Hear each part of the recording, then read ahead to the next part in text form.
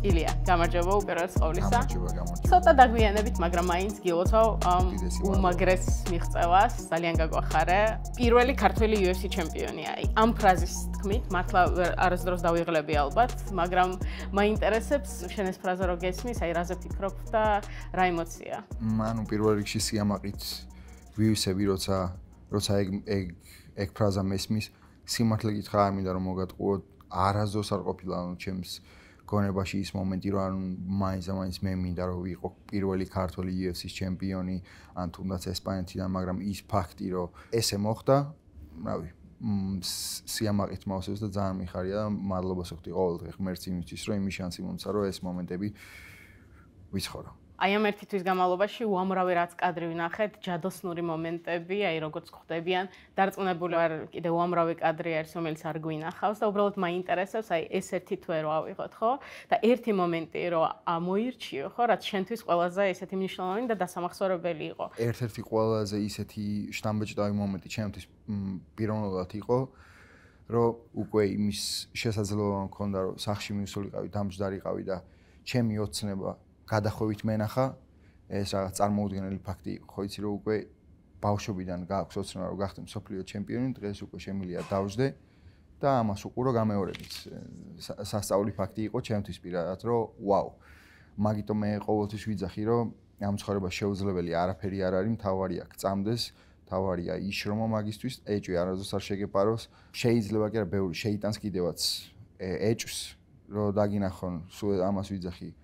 წყალზე რო დადიხარ იტყვიან ცურვა არ იცისო. ცოტა ხანი მინდა რომ იმ საღამოს დავუბრუნდეთ. მეორე რაუნდი, მესამე წუთის 32 წამია და რეფერი ჯეისონ ჰერზოგი აჩერებს ბრძოლას. აი პირველი ფიქრი, როდესაც აი ამ სურათს ხედავ რა არის? იყო ცოტა ვაუ. რომ თურმე ყველაფერი შესაძლებელია ამ სამყაროში თავარი აგინდოდეს. და ზუსტად როგორც იწინასწარ მეტყველე რო თქვა, რომ ნოკაუტი იქნება. აი მაგ დროს ეჭვი არ მეპარებოდა არასდროს. ყოველთვის ვიცოდი რომ გავხდებოდი მსოფლიო ჩემპიონი, ვიცოდი რომ ის დღე რო დადგებოდა რომ მე ამის შანსი მომეცემოდა, აზრი არ ქონდა ვინ იქნებოდა ჩემი მეტოქე, იმიტომ რომ შედეგი იგივე იქნებოდა. იცი რა მაინტერესებს და რატო არა საბმიშენი, რატო მაინც და მაინც ნოკაუტი? საბმიშენი არასდროს გიხსენებია. სიმართლე რო გითხრა, ანუ აზრი არ იქნებოდა ჩემთვის რომ თუნდაც საბმიშენი რო ყოფილიყო თავისი ხიბლი, მაგასაც ექნებოდა. მაგრამ სტრატეგიისგან გამომდინარე, ანუ რა სტრატეგიითაც მივედით ბრძოლაზე, მაქიდან გამომდინარე ვიცოდი, რომ ნოკაუტი უფრო შესაძლებელი იყო ვიდრე საბმიშენი.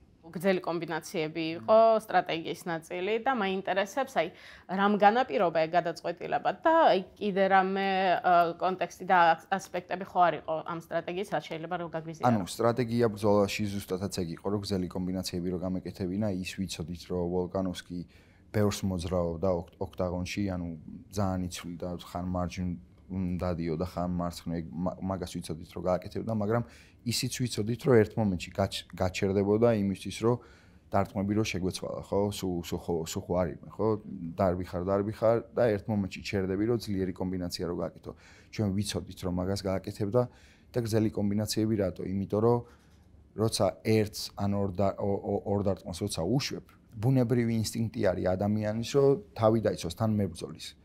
მაგრამ უკვე მესამეს, მეოთხე, მეხუთე დარტყმას აღარ ელოდები, როცა გონია, რომ ორ დარტყმიანი კომბინაცია არის, უკვე 1-2 დაიცავი, მე უკვე ხელების დავლა უშვებ, ან გონია, რომ მორჩა, მაგრამ კიდე არის რამოდენიმე ტყვია დარჩენილი და ანუ ეგ უნდა გამომეყენებინა, ვიცოდი, რომ ის მომენტი, როცა ალექსი გაჩერდებოდა იმისთვის, რომ დარტყმები შეეცვალა ჩემთვის, რომ ნოკაუტი მოვიდოდა აუცილებლად. მაგიტო ველოდებოდი ჩემ მომენტს და მაგიტო ვიყავი ისე წყნარად პირველ რაუნდში, რომ აი ზუსტად მაგ მომენტს ველოდებოდი, როცა იცი რას ელოდები, ბევრად უფრო მომთმენი ხარ და ეს უაზროდ არ დგავნა ბიჭებს, მაგიტომ ძალიან მნიშვნელოვანია ყოველთვის კონდეს გეგმა ნებისმიერი დაბრძოლების წინაშე. ხერხი ჯობი აგონესა თუ კაცი მოიგონებსა. ამ ყველაფრის აი 12 წლიანი შრომის კულმინაცია ხო ვიხილეთ ოქტაგონში ხო აი 27 წლის ასაკში რაც ძალიან ახალგაზრდა ხო აი სრულად ცხოვრების პრინციპში მთავარი ოცნება ხო შეიძლება ეგრე ვთქვა ჩემი მთავარი ოცნება და ჩემი მიზანი არის რომ ვიყო ბედნიერი ყოველ დღე ამისთვის შრომობ ყოველ დღე რომ ავდგე ის გავაკეთო რაც გასაკეთებელი მაქვს რომ დღის ბოლოს თავი ვიგრძნო ბედნიერად. იმიტომ რომ შეიძლება არაფერი გავაკეთო, სულაც არ ვიყო დაღლილი, მაგრამ თავს კარგად აგზნობ, იმიტომ რომ გძნობ რომ ის არ გავაკეთე, რაც გასაკეთებელი მქონდა. და ის ვერსია, რაც დღეს ვარ, არ არის საკმარისი იმისთვის, რაც ხვალ მინდა. ამიტომ ჩემი მიზანი არის ყოველ დღე უფრო მეტი ვისწავლო, უფრო მეტი გავაკეთო იმისთვის, რომ ხვალ უკეთესი ვიყო ვიდრე დღეს. ჩემპიონების მაინდსეტია ნამდვილად.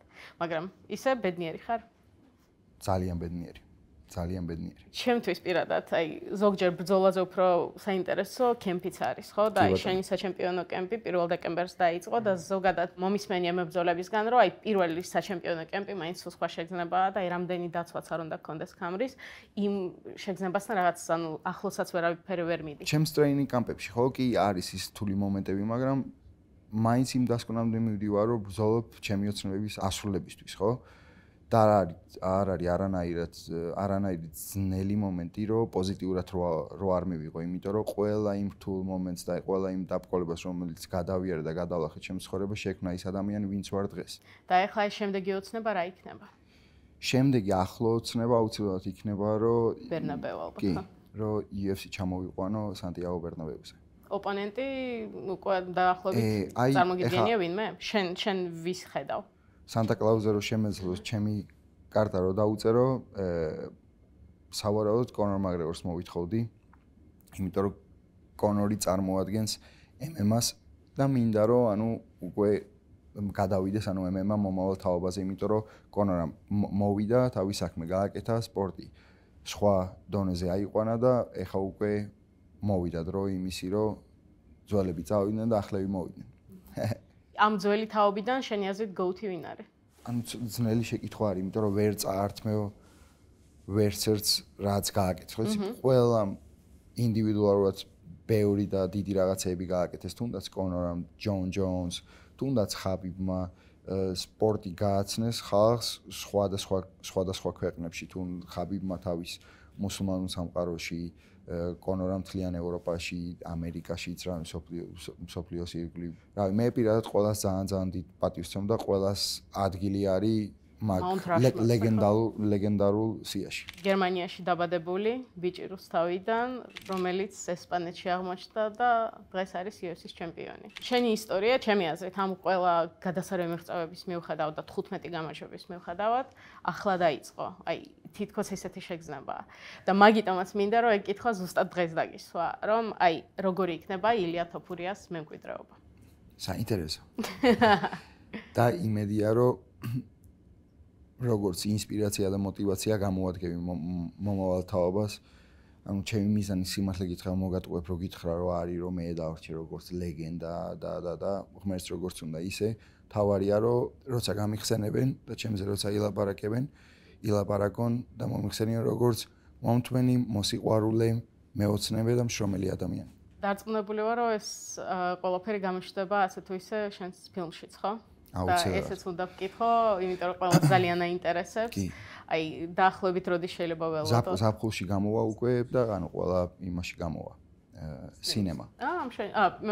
კინოთეატრებში. კინოთეატრებში. უპირველეს ყოვლისა ძალიან დიდი მადლობა. და ვიცი რომ ძალიან დაკავებული ხარ და უნდა გაგიშვა, მაგრამ სანამ გაგიშვებ, რეალურად ერთი რაღაც უნდა გითხრა. ზოგადად მე მჯერა რომ ცხოვრებაში ყველა ნაბიჯზე რაღაც პატარ-პატარა ისტორიებია ჩამალული. აუცილებლად. და მაგიტომაც მინდა მოგიყვე ეგ ისტორია. ანუ შეიძლება შენ არ იცოდე, მაგრამ ჩვენ ერთხელ უკვე შევხვდით ერთმანეთს. ხო? კი. 2 წლის წინ აპრილის ბოლოს იყავი ჩამოსული თბილისში და ანუ მოკლედ ისე მოხდა რომ მეგობრებმა გაიგეს რომ იყავი მისული, მივიდნენ შენთან სურათები გადაიღეს და რაღაც, ну რა თქმა უნდა მეც ვისარგებლე ამ მომენტით და ისე მოხდა რომ უბრალოდ ხალხში იყავი და შესაბამისად ანუ ვერ გთხოვე სურათი.